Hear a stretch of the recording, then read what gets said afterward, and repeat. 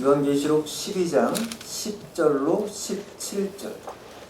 내가 또 들으니 하늘에 큰 음성이 있어 이르되 이제 우리 하나님의 구원과 능력과 나라와 또 그의 그리스도의 권세가 나타났으니 우리 형제들을 참소하던 자 곧 우리 하나님 앞에서 밤낮 참소하던 자가 쫓겨났고 또 우리 형제들이 어린 양의 피와 자기들이 증언하는 말씀으로써 그를 이겼으니 그들은 죽기까지 자기들의 생명을 아끼지 아니하였도다. 그러므로 하늘과 그 가운데에 거하는 자들은 즐거워하라. 그러나 땅과 바다는 화 있을진저 이는 마귀가 자기의 때가 얼마 남지 않은 줄 알므로 크게 분내어 너희에게 내려갔음이라 하더라. 용이 자기가 땅으로 내쫓긴 것을 보고 남자를 낳은 여자를 박해하는지라. 그 여자가 큰 독수리의 두 날개를 받아 광야 자기 곳으로 날아가 거기서 그 뱀의 낯을 피하여 한 때와 두 때와 반 때를 양육받음에 여자의 뒤에서 뱀이 그 입으로 물을 강같이 토하여 여자를 물에 떠내려가게 하려 하되 땅이 여자를 놓아 그 입을 벌려 용의 입에서 토한 강물을 삼키니 용이 여자에게 분노하여 돌아가서 그 여자의 남은 자손 곧 하나님의 계명을 지키며 예수의 증거를 가진 자들과 더불어 싸우려고 바다 모래 위에 서 있더라. 아멘. 오늘 말씀의 제목은 도전과 응전, 도전과 응전이라는 제목으로 하나님의 말씀을 증거를 하겠습니다. 올해 이 2023년 한 해에도 우리가 신앙인으로서 살아가면서 많은 그런 도전을 받았을 것입니다. 저뿐만 아니라 여기 계신 모든 여러분들 또한 그 도전에 때로는 지기도 하고 때로는 이기기도 하는 그러한 일들이 분명히 있었을 것입니다. 그것을 우리는 영적 전쟁이라고 부르고 이 영적 전쟁에 임하는 그런 입장에서 우리의 신앙이 지속되는 한 그 도전은 앞으로도 계속될 것이다. 마귀의 도전은 계속될 것이지만 우리는 그리스도의 옷을 입고 그 도전에 응전함으로 반드시 승리해야 한다고 하는 이 당위성을 가지고 이 영적 전쟁에 임해야 할 것입니다. 그러나 세상의 이 마지막 때가 되면요, 오늘 본문에서도 읽었지만 이 마귀가 불을 내면서 극렬하게 아주 맹렬하게 이 믿는 자들을 넘어뜨리려 하는 그런 일들이 곳곳에서 벌어지게 될 것입니다. 악화가 양화를 구축한다라는 말이 있습니다. 16세기에 토마스 그레샴이라고 하는 경제학자가 악화라는 건요, 악한 화폐를 말하는 겁니다. 악한 화폐가 좋은 화폐를 구축한다. 구축한다는 걸 쌓는다라는 게 아니라 쫓아낸다는 의미의 구축입니다. 우리가 배 이제 군함들 가운데 구축함이라고 있잖아요. 구축함이라는 이름이 왜 붙었냐면 어뢰를 가지고 대응해오는 적을 쫓아내기 위해서 붙여진 그 전함의 이름이 구축함입니다. 쫓아낸다는 의미가 있어요. 이 악화가 양화를 구축한다는 것은 무슨 얘기냐면 이 중세시대는요, 화폐가 지폐가 오늘날 같이 지폐가 아니지 않습니까?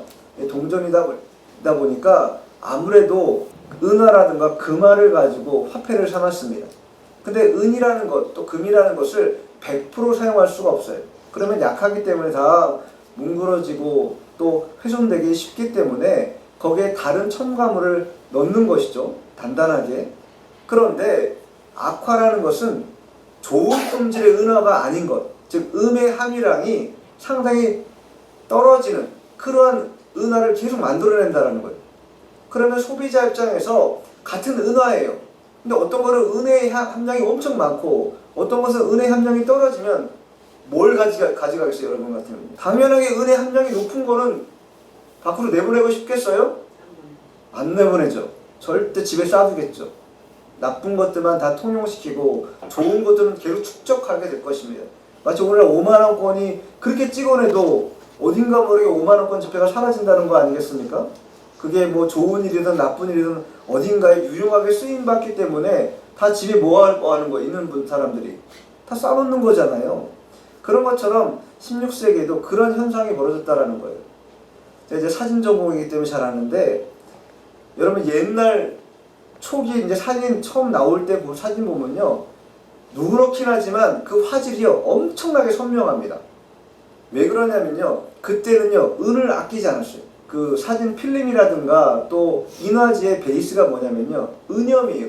은으로 까는 거예요. 은으로 도포해가지고 은이 녹아내리면서 화상을 만드는 거거든요. 근데 초기에는 그 은을 많이 도포했어요. 그러니까 아무래도 뚜렷한 화질의 사진들을 많이 찾을 수 있었죠. 근데 이 사람들이 기억하는 사람은 점점 그 은의 양을 어떻게 하는 거예요? 줄여나가기 시작하는 것이지. 그러니까 과거에 그 뚜렷했던 그런 화상이 다 사라지고 아무래도 좀 질이 떨어지는 일들이 많다라는 거예요. 악화가 양화를 구축함으로 말미암아 하향 평준화되기 시작하는 거예요. 이것은 이 비단 유통되는 그런 화폐뿐만 아니라 우리 신앙의 기준으로 봐도 그러하다. 초기 선교사들이 들어와서 우리 믿음의 선진들의 신앙의 밀도를 보면요, 인격이라든가 신심이라든가 이런 거 보면요, 그때 목사님들 또 그때 신자들의 그 신앙의 밀도는요, 지금 우리가 상상하는 그 이상입니다. 근데 점점 시간이 많이 100여 년이 지나 흘러가는 그런 과정 속에서 점점 어떻게 되는가? 그 신앙의 밀도가 떨어지면서 마치 악화가 양화를 구축하는 것처럼 그렇게 양질의 신자들, 좋은 어떤 그러한 성품과 인격과 신심을 가진 그러한 분들이 점차 사라지고 어떻게 되는 거예요? 나만 봐도 그렇습니다. 나도 목사지만 내가 봐도 참으로 좋은 어떤 그러한 하나님의 종으로서의 그런 자질을 가졌는가 이렇게 돌이켜보면 참 부족한 게 많다 이렇게 느낄 때가 많다라는 것이, 그만큼 이 모든 면에서 하나님의 이 신실한 것들을 붙들고 나아가는 그때에 그게 제대로 되지 않는 그런 상황이 벌어지고 있다는 거예요. 특별히 이 종말의 때가 되면 더더욱이 하향 평준화되는 이런 신앙의 일들을 우리가 보게 된다라는 것이, 그래서 이 신심을 더 붙들고 또 신앙 인격을 더 잘 만들어가는 그런 신앙이 우리에게 필요한데 그것이 제대로 되지 않고 있다. 점점점 악화되는 일들이 우리에게 나타나고 있다는 거예요. 왜 그런가 잠시 이게 생각해 보니까 우리의 신심이라는 건요, 결국 훈련되어져야 하는 것입니다. 우리가 어떤 일을 해도 즉각되는 것이 없습니다. 오늘 본문에도 나오지만 하나님의 성도들이요, 순교까지 감당합니다. 자기의 생명을 내어놓기까지 감당한다고 성경에 써 있어요. 그러면 갑자기 내가 신앙을 가졌는데 갑자기 순교하는 신앙을 내가 딱 가질 수 있는 것인가? 그렇지 않지요. 신심이라는 것도요, 자라나는 것입니다. 훈련되어지고 배우면서 자라나는 거예요. 그러면 그것을 훈련 잘 받고 배우려고 힘을 써야 된다는 거예요. 그래서 예수님이 뭐라고 말씀하셨냐면, 자, 마태복음 가보시죠. 25장 21절 한번 읽어보시죠. 그 주인이 이르되 잘하였도다 착하고 충성된 종아, 내가 적은 일에 충성하였음에 내가 많은 것을 내게 맡기니 내 주인의 즐거움에 참여할지어다 하고. 예수님이 뭐라고 말씀하셨냐면, 주인에게 이르되 잘하였다 착하고 충성된 종아, 이렇게 칭찬부터 하셨는데 그 다음 메시지를 뭐라고 말씀하셨어요? 내가 적은 일에 충성하였다. 적은 일에 충성했기 때문에 착하고 충성된 종이라고 하나님이 명명하셨다라는 거예요. 그리고 그 적은 일에 충성할 수 있어야 뭐도 맡긴다라는 거예요? 큰 일도 맡기시겠다라는 거예요. 하나님이 신앙인이 됐다고 해서 덥석 큰 일을 맡기시는 일은 없다라는 거예요. 어떤 일을 배울 때도 마찬가지입니다. 수습기간을 거친다라는 것은 아주 사소하고 작은 것까지도 다 가르치고 가르침을 받는 그러한 기간을 말하는 것처럼 그러한 기간을 거쳐가야 큰 일도 감당할 수 있는 그러한 훈련된 자의 면모를 갖추게 된다라는 거예요. 이와 같이 우리가 왜 하향 평준화되었는가? 우리 신앙이 왜 이렇게 계속 저점으로 내려가고 있는가? 작은 것부터 충성이 안 되기 때문이라는 거예요. 작은 것이 충성이 안 되면요, 진도를 나갈 수가 없어요. 신앙이라는 것도 스텝 바이 스텝입니다. 뭐 10계단을 훌쩍 뛰어넘는 그런 법은 없어요. 한 계단 한 계단 올라가는 것이 신앙이고, 또 모든 생활의 이치도 마찬가지입니다. 한 계단 한 계단 올라가는 것이지 한 번에 100계단을 올라가는 그러한 일은 없다라는 것이에요. 그래서 오늘 본문이 우리에게 이 마귀가 마지막 때에 강렬하게 도전하는 그때 우리가 응전하기 위한 정도의 최소한의 신앙 정도는 가지고 있어야 되는데, 그러려면 작은 것에 충성할 수 있는 그런 믿음을 우리가 먼저 마음에 가지고 있어야 된다는 것이에요. 그래야 작은 것에서부터 출발해서 큰 순교까지도 함께 할 수 있는 그런 신앙까지 갈 수 있게 되는 것이죠. 주일 성수도 잘 못해요. 11조 생활도 잘 못해요. 또 여러 가지 그런 신앙의 예배 생활도, 기도 생활도, 말씀 생활도 잘 못하는데 갑자기 순교해야 되는 상황이 벌어졌을 때 순교할 수 있는 그런 신앙이 나에게 고치되어 있는가? 그럴 수 없다라는 거예요. 작은 것부터 잘 차곡차곡 쌓아가야 그래야 정말 마지막에 종국에 순교회까지 나아갈 수 있는 그런 신앙을 우리가 획득할 수 있게 되는 것이지 갑작스럽게 그게 우리에게 주어지는 것이 아니라는 것이 오늘 이 본문은요 그러한 면에서 우리에게 이 신앙의 도전이 있을 때 어떻게 응전하게 하는 것이 좋은가 또한 그 응전회라는 것이 결국은 어떻게 우리의 승리로 귀결되게 될 것인지를 잘 말해주고 있습니다. 이 계시록 12장이잖아요. 본문이요. 11장까지 인재앙하고 나팔재앙이 나옵니다. 인재앙이 나오고 나팔재앙이 나와요. 그럼 마지막 대접재앙이 이 12장부터 바로 나와야 될 것 같은데 성경은 그렇게 되어 있지 않고 12장부터 14장까지 다시 긴 환상을 요한에게 긴 환상을 하나님이 보여주고 있다라는 것이 그 이유가 뭐냐? 그 이유가 바로 여기에 있다. 가열찬 이 도전의 시대에 교회와 성도들이 어떻게 대응해야 될 것인지를 알려주기 위해서 하나님께서 잠시 마지막 대접재앙을 멈추게 하시고 요한을 통하여 환상을 보여주고 그 환상을 통하여 오늘날에 있는 교회들과 성도들에게 그 도전에 응전할 수 있는 그런 태세를 갖추도록 그렇게 우리에게 말씀하고 있다는 거예요. 그걸 우리는 영적 전쟁이라고 하고 그 영적 전쟁은 계속 지속되게 된다는 것입니다. 자, 그러면 본문 읽어보죠. 본문 10절입니다. 내가 또 들으니 하늘에 큰 음성이 있어 이르되 이제 우리 하나님의 구원과 능력과 나라와 또 그의 그리스도의 권세가 나타났으니 우리 형제들을 참수하던 자 곧 우리 하나님 앞에서 밤낮 참수하던 자가 쫓겨났고. 왜 더 가열찬 도전이 나타나게 됐는가? 왜 이렇게 믿는 자들을 넘어뜨리려 하고 하나님에게서부터 멀리 떠나게 만드는 일이 계속 벌어지게 되는가? 그 이유는요, 용이 쫓겨났기 때문입니다.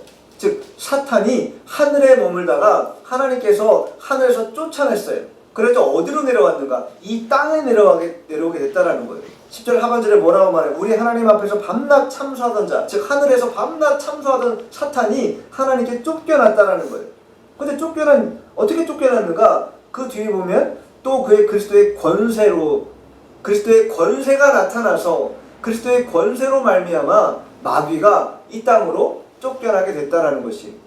그러면 그리스도의 권세라는 게 무엇이겠습니까? 그리스도의 권세는요 십자가의 구속사역을 말하는 것이. 십자가의 구속사역을 통하여 하나님이 택한 백성들에게 무엇을 주셨어요? 의롭다함을 주셨죠. 의롭다 칭하는 그런 믿음을 주셨다라는 거예요. 그 의로움을 받은 자들은 이제 하나님의 구원에 속했기 때문에 승리하는 자들이 됐다라는 것입니다. 하늘의 전쟁에서 천상의 전쟁에서 이미 사탄은 패배했어요. 패배했고 그 패배한 나머지 쫓겨난 곳이 어디냐? 이 땅이라는 거예요. 그러니 이 땅에 머무는 우리들에게 이 마지막 때 이 마귀가 얼마나 우리를 밀가부로도 넘어뜨리려 하겠습니까? 자, 로마서 한번 찾아보겠는데 로마서 3장 찾아보죠. 로마서 3장 23, 24 시작. 모든 사람이 죄를 범하였음에 하나님의 영광에 이르지 못하더니 그리스도 예수 안에 있는 성령으로 말미암아 하나님의 은혜로 값없이 의롭다 하심을 얻은 자 되었느니라. 우리가 다 그리스도 안에서 속량으로 말미암아 하나님의 은혜로 값없이 은혜를 받은 자, 의롭다 하심을 얻은 자가 됐다라는 거예요. 근데 그 전에 왜 못됐어요? 그 전에 왜 못됐는가? 모든 사람이 죄를 범했기 때문에. 죄로 말미암아서 아무것도 할 수 없는 무력한 자들이었는데 예수님께서 이 구속사역을 승리로 이끄셨기 때문에 우리 또한 값없이 의롭다 하심을 받게 된 것이다. 이 일이 천상에서 벌어졌고 그것 때문에 마귀가 이 땅으로 쫓겨 내려왔다라는 것이에요. 자, 그러자 본문 돌아와서 11절 읽죠. 시작.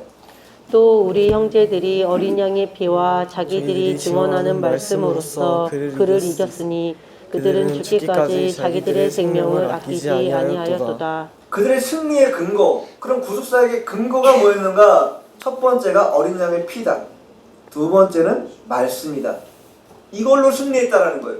하늘에서 어떻게 싸워서 승리했는가? 어린 양의 피, 예수님의 피로 인하여 또 하나님의 말씀으로 전쟁을 이길 수 있게 되었다. 근데 그 전쟁에 나간 자들이 어떻게 싸웠는가 할 때 하반절에 뭐라고 말합니까? 그들은 죽기까지 자기들의 생명을 아끼지 아니했다. 죽기까지 감내하며 싸웠다라는 거예요. 육신의 죽음에 대해서 두려워하지 않았다라는 거예요. 순교한다라는 건 그와 같은 것이다. 제가 서두에도 말씀드린 것처럼 갑자기 순교하기 어렵습니다. 작은 것부터 차곡차곡 하나님의 말씀대로 잘 순종하며 살았던 그런 결이 있기 때문에 그 결대로 살아가면서 하나님의 큰 권능을 덧입어서 이 일들을 감내하는 것이지 갑작스럽게 되어지는 것은 아니라는 것이. 그러면 그들이 죽기까지 싸웠기 때문에 이것을 승리로 쟁취한 것이에요? 그건 아니죠. 그건 아니라는 것이. 자기 생명을 아끼지 않았기 때문에 이 승리를 쟁취한 게 아니라 그들의 승리는 이미 그리스도의 보혈로 또 주의 말씀으로 승리한 것이고 그것으로 말미암아 우리에게 은혜로 주어졌기 때문에 뭐까지 할 수 있는 거예요? 순교까지 할 수 있게 된 거라는 거예요. 순교했기 때문에 그걸 획득한 게 아니라 이미 승리를 주어졌기 때문에 그 은혜로 말미암아 생명까지도 아까워하지 않을 수 있는 그런 믿음이 그들에게 들어가게 되었다.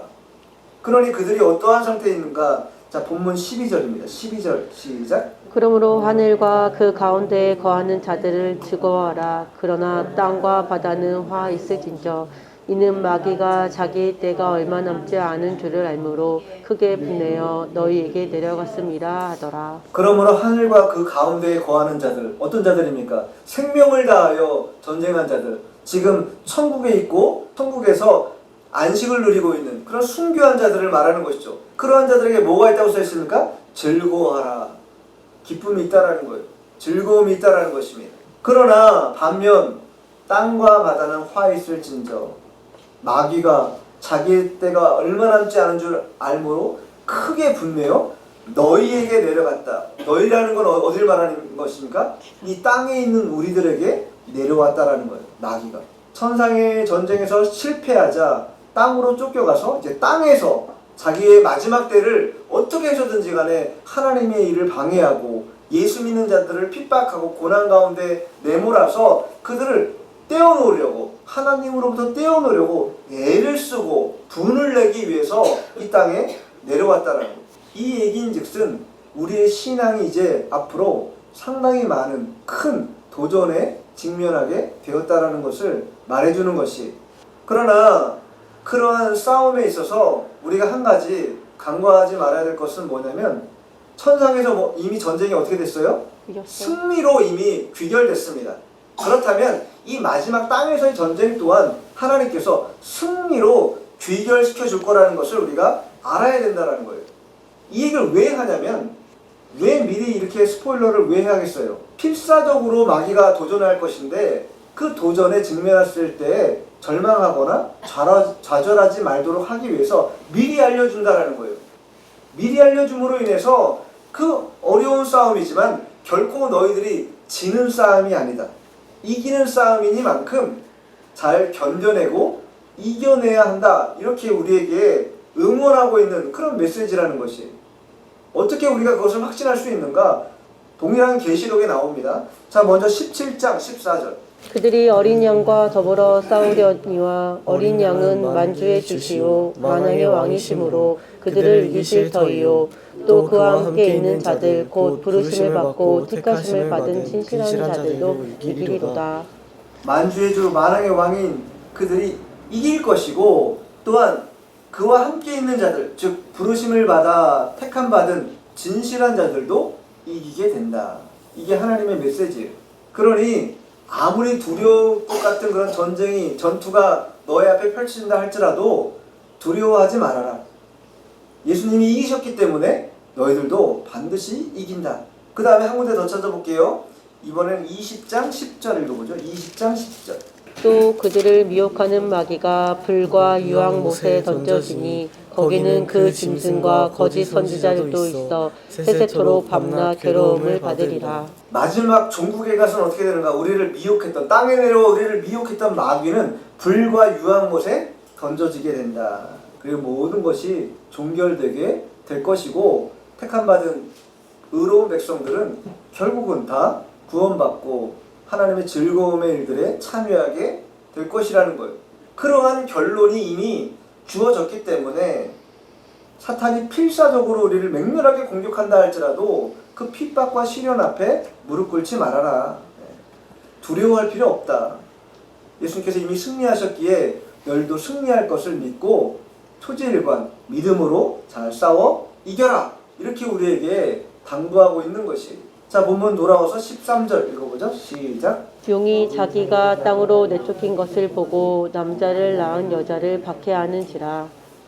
용이라는 것은요, 마귀를 뜻하는 것이죠. 사탄을 뜻하는 것인데, 용이 자기가 땅으로 내쫓긴 것을 보고 남자를 낳은 여자를 박해했다. 박해했다는 핍박이 이제 들어왔다라는 거잖아요. 그럼 여기서 남자는 누구를 말하는 것인가? 남자는, 자, 5절 12장 5절 한번 읽어보세요.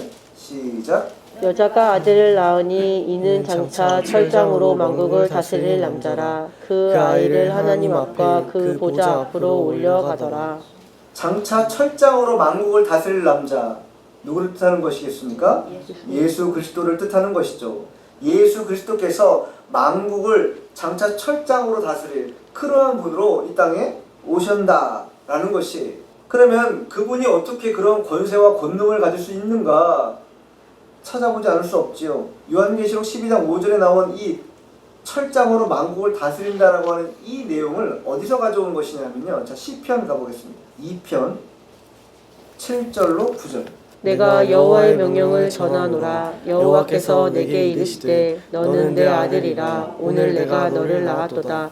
내게 구하라. 내가 이방 나라를 내 유업으로 주리니 내 소유가 땅끝까지 이르리로다. 내가 철장으로 그들을 깨뜨리며 질그릇같이 부수리라 하시도다. 여호와께서 내게 이르시되 너는 내 아들이다. 예수님께서 왜 그런 권능을 어떻게 갖게 되었는가? 바로 하나님의 아들이시기 때문에 그런 권능을 가지고 그 철장의 그 권능을 가지고 질그릇을 부시듯이 그렇게 그런 권세를 가지고 이 땅에 오셨고, 그것을 통해서 택한 백성들을 구원하고 마귀의 괴계를 진멸하는 그런 역사를 나타나게 된다라는 것이. 그리고 최종적으로 궁극에 가서는 하나님이 마귀를 저 무적행에 가둠으로 말미암아 택함 받은 백성들이 다 그 즐거움에 참여하는 그런 일들이 벌어지게 될 것을 우리에게 말해주고 있다. 자, 14절 본문 14절 시작. 그 여자가 큰 독수리의 두 날개를 받아 광야 자기 곳으로 날아가 거기서 그 뱀의 낯을 피하여 한 때와 두 때와 반 때를 양육받으매. 큰 독수리의 두 날개를 받아. 이 표현은요, 출애굽기 19장 4절 말씀을 배경으로 하고 있는데, 독수리의 날개라는 건요, 하나님의 구원의 능력을 상징하는 것입니다. 이스라엘 백성들이 하나님의 도우심을 따라서 애굽에서 출애굽하지 않습니까? 출애굽해서 시내 광야에 이르기를 하나님이 뭐라고 표현하셨냐면 독수리 날개로 업어 인도했다, 이렇게 표현하고 합니다.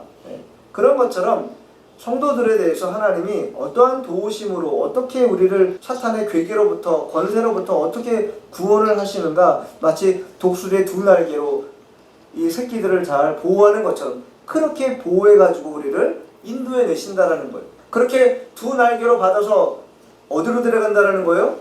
광야로 데려간다. 그럼 광야 자기 곳으로 날아간다라는 거 써있는데 본문에 광야라는 곳은 어디인가? 자, 본문 아니지만 12장 6절 한번 읽어보시죠. 6절. 그 여자가 광야로 도망하며 거기서 1660일 동안 그를 양육하기 위하여 하나님께 예배하신 곳이 있더라. 이 광야 자기 곳은 누가 예비한 곳이에요? 하나님께서 예비하신 곳이다. 하나님께서 예비하신 곳이다. 1260일. 6절에는 1260일이라고 나오고 오늘 14절 본문에는 마지막 하반절에 두 때와 반 때와 한 때와 두 때와 반 때를 양육받는다. 즉 3년 반을 양육받는다는 거잖아요. 3년 반이 여기 나오는 것처럼 6절에 나오는 것처럼 1260일이죠. 1260일 동안 하나님의 보호하심을 받게 된다라는 거예요. 하나님이 예비하신 곳에서. 하나님이 예비하신 곳에서 하나님의 보호를 받기 때문에 그 누구도 침범할 수 없는 그런 안전함이 우리에게 보장되어 있다라는 것. 하나님께서는요, 성도들이 땅의 현실 속에서, 즉 마귀가 얼마나 그렇게 우리를 괴롭힙니까? 근데 그 땅의 현실 속에서 좌절하지 않도록 먼저 하늘의 승리를 보여주셨어요. 예수님께서 십자가에서 승리를 이미 행하신 것을 우리에게 다 보여주셨어요. 그러니 그 승리가 담보되어 있기 때문에 결코 그 전쟁에 대해서 두려워하지 않아도 된다. 이 지상의 전투가 아무리 치열해도 천상에서 이미 승리하셨기 때문에 지상 전투도 결코 패배하지 않는다라는 거예요. 이 말인즉슨 신자들의 신앙의 일이라는 것은 결국 승리로 마침되게 되어 있다. 승리라는 것으로 마침되게 되어 있다라는 것입니다. 그러니까 아무리 재앙과 핍박의 일들이 가열차게 나타난다 해도 담대하게 대응하면은 하나님께서 승리할 수 있도록 우리를 보호하시고 이끌어내신다는 거예요. 그럼 어떻게 보호해 주시는가? 자, 본문 15절 16절 읽어보죠. 여자의 뒤에서 뱀이 그 입으로 물을 강같이 토하여 여자를 물에 떠내려 가게 하려 하되 땅이 여자를 도와 그 입을 벌려 용의 입에서 토한 강물을 삼키니. 여기 뱀은요, 남자를 낳은 여자를 핍박하는 용이죠. 또 그 사단이죠. 마귀죠. 그 마귀가 물을 강같이 토해낸다는 것. 물을 강같이 토해낸다는 것은 무엇을 의미합니까? 거대한 홍수를 연상시키잖아요. 즉 큰 물이라는 것은 고난을 우리에게 의미하는데, 그렇게 압도적인 힘으로 계속해서 이 사탄이 무자비하게 공격을 가해올 것을 우리에게 말해주고 있다라는 거예요. 여자의 뒤에서, 여자라는 건요, 교회를 상징하는 것입니다. 교회를 상징하는 거예요.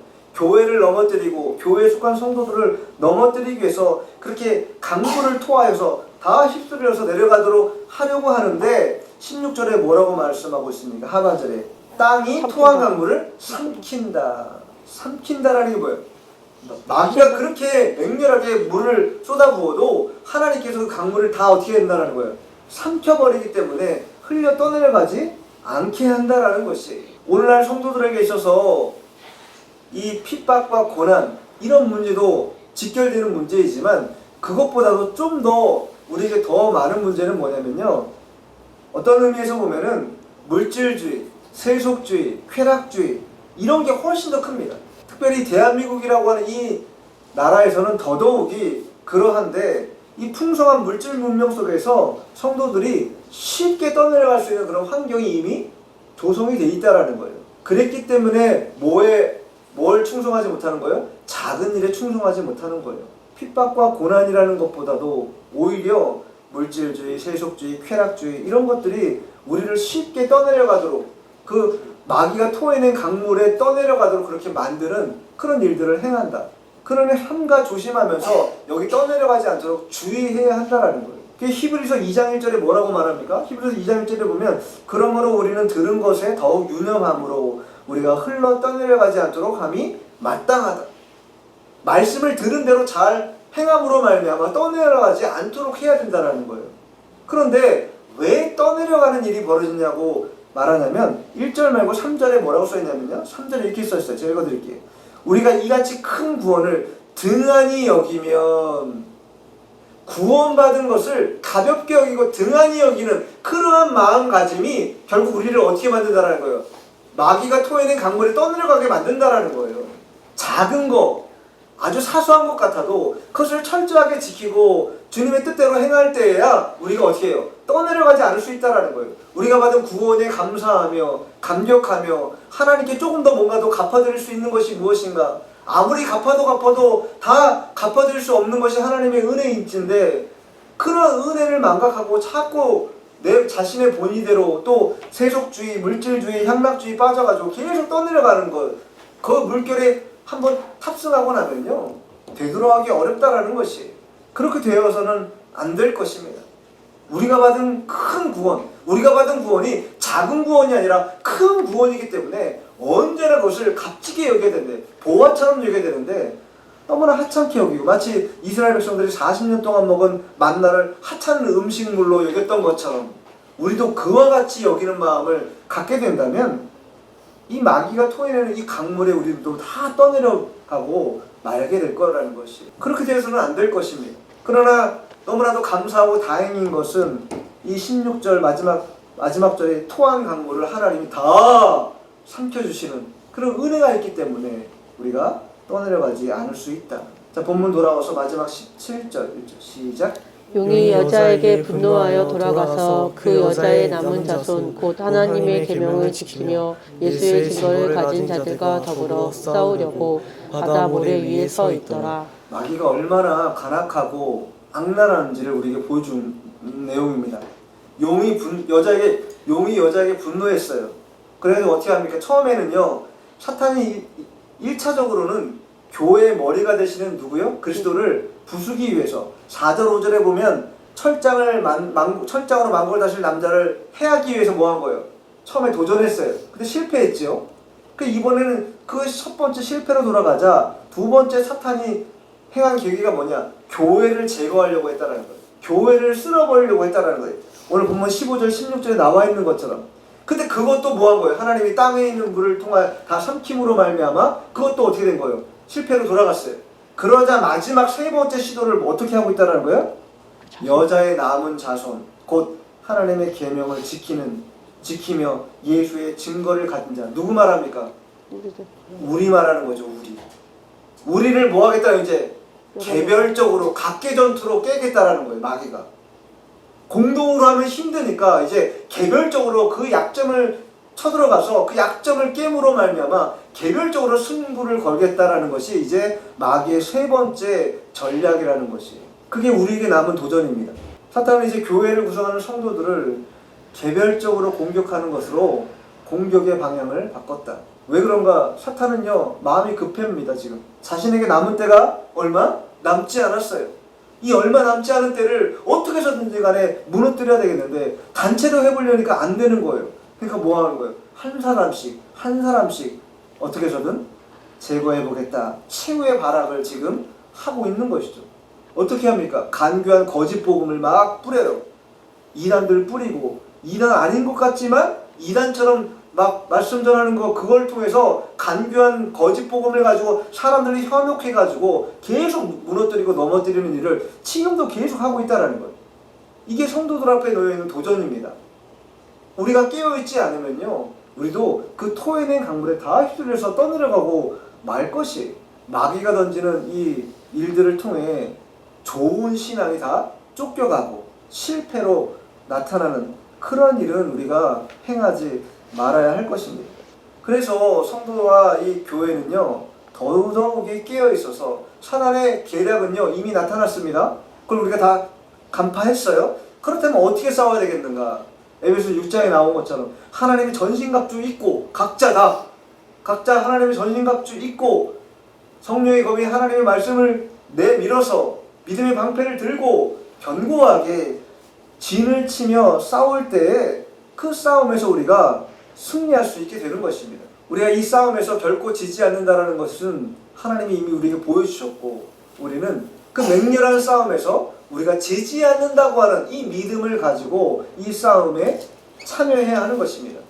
표대 되신 예수님께서 이미 승리하셨고, 그 표대 되신 예수님을 바라보며 나아가는 우리 또한 반드시 그 사단의 도전에 응전함으로 승리하게 될 거라는 것을 오늘 성경이 우리에게 보여주고 있기 때문에 올 한 해 저와 여러분은 신앙의 많은 그런 도전을 잘 응전함으로 싸워 이겨낸 것입니다. 여전히 그 싸움은 계속될 것이지만, 그러나 그 도전에 우리는 반드시 그리스도의 옷을 입고 응전함으로 말미암아 승리하게 될 것이라는 것을 우리에게 알려주고 있는 것입니다. 이 교훈을 잘 받아서 올해 잘 마무리하고 내년 한 해에도 이 신실한 신앙의 갑옷을 입고 이 마귀의 도전에 충분히 응전함으로 승리하는 우리가 되어야 되겠습니다. 기도하겠습니다.